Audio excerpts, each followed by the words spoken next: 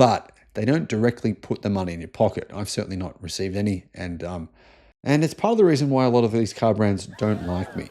Two journalists appear to have been fired. Two of the most high-profile media automotive journalists have been fired by News Corp, one of the largest media publishing organizations in the world, and by RACV in response to this story. Should they have been? Is this story actually accurate?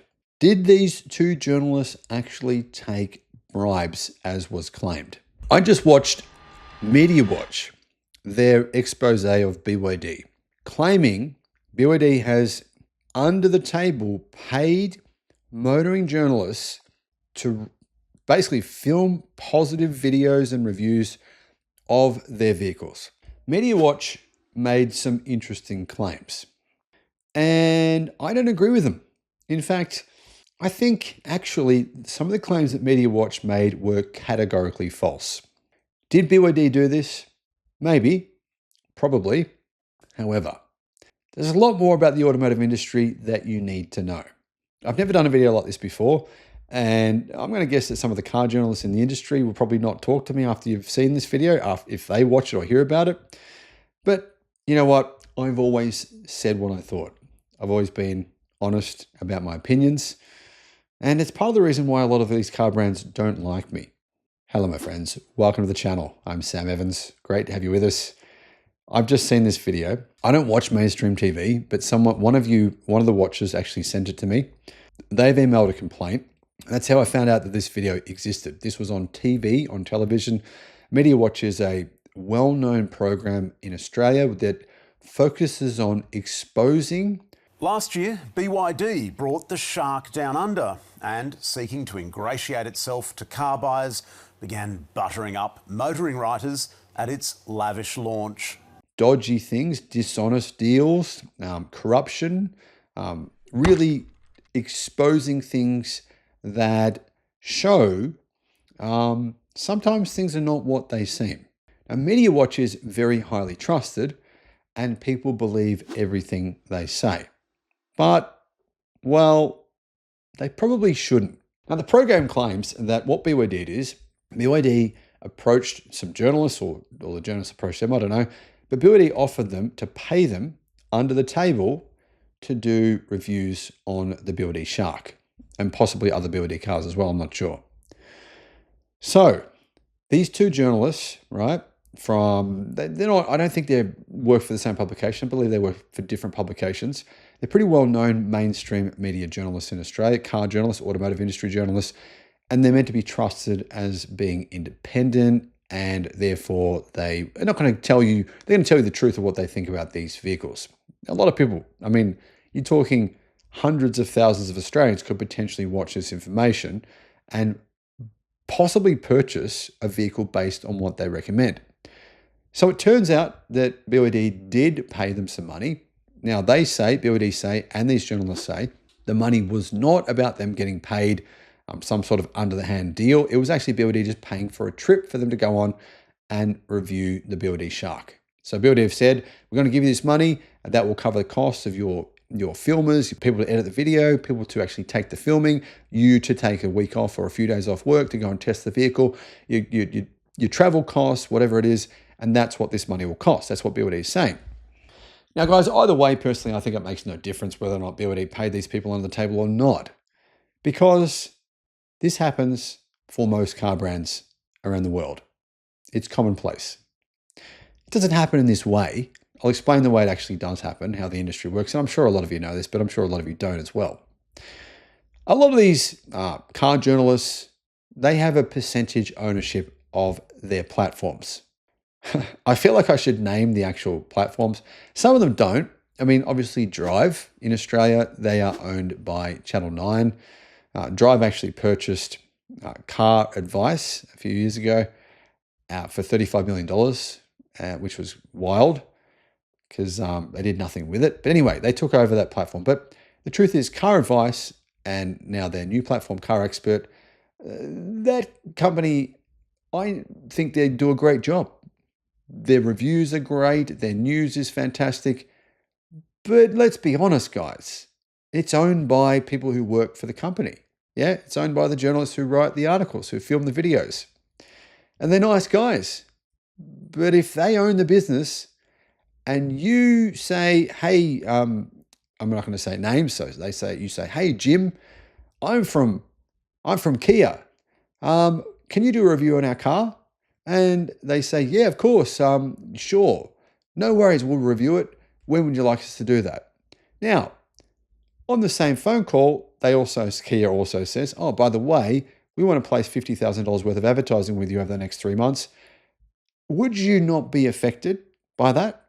Now, if you own part of that company, you're one of the journalists who own part of that business. And don't get me wrong, this is not the only business where the journalists own part of the company. This situation applies to probably 70% of the industry. Yeah. Would you not say, okay, now Kia just decided to advertise with us for $50,000. Actually, I quite like this car. I feel more positive about this car. Of course you would. I'm the same, guys. The truth is, obviously I've been on trips to China. I'm sure I was affected to some degree by that car company saying, hey, we want to show you our new car. I'm sure that would have affected me. But for me, I'll explain to you why it's a little different for me than what it is for them. I haven't received any direct payments. That's the difference. Now, I know that Kia or Hyundai or Toyota basically saying we're going to advertise for X amount of dollars on your website. It's not a direct payment. It's not directly obvious, but it is very obvious who will benefit from that, right? The owners of the platform. And if the owners of the platform are the journalists themselves, then essentially that money is going to those journalists themselves, pretty much in a roundabout way, right? If that increases the value of that media platform, and then they then sell that media platform for $35 million because of all the advertising predominantly that was done on that site, I mean, that's a big part of the reason, right? Then clearly those journalists benefited. So clearly they would be influenced by whoever spends the most, right? I think you'll find if you look at certain websites, you'll notice that often there'll be a review, and on that same review page, there'll be advertising from the same company, right? Let's say, for example, there's a Toyota review. Oh, funny that. There's advertisements from Toyota on the same page. That's clearly a conflict of interest, isn't it? So it's also accurate and true to say that all these car brands do pay for expensive trips to other countries to review their cars. That's common. Now, for myself, of course, I've only done that with a few companies, but that's accurate. That happens. There's no doubt about it. But they don't directly put the money in your pocket. I've certainly not received any. And, I would love to get some more money somehow, but that's never been offered to me. Not by BYD, that's for sure. And well, not by anyone. So I haven't heard of that actually happening under the table payments. But obviously, it's not really that different, is it? If you're getting it in a roundabout way through advertising funds, it's kind of the same thing, really, if you own that business.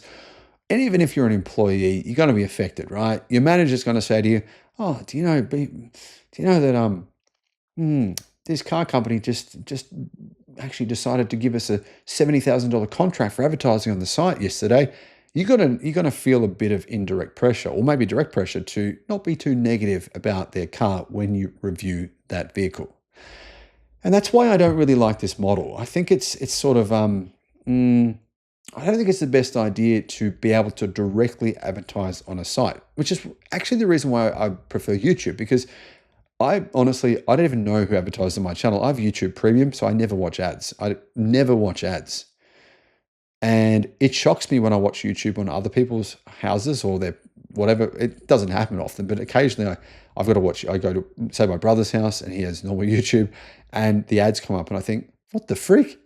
These ads. Oh, that's right. I forgot YouTube has ads. So I have no idea, therefore, who advertises on my channel. I'm going to guess it's not Nissan or Toyota, that's for sure. But anyway, I've got no idea who they are. So I can't really be biased towards people advertising on my channel because I don't even know who they are.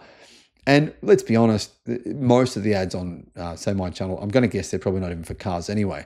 It's just probably generic advertising from random brands, whoever decides that day that they pay the most, click the most, pay the most money to get the ads on your channel.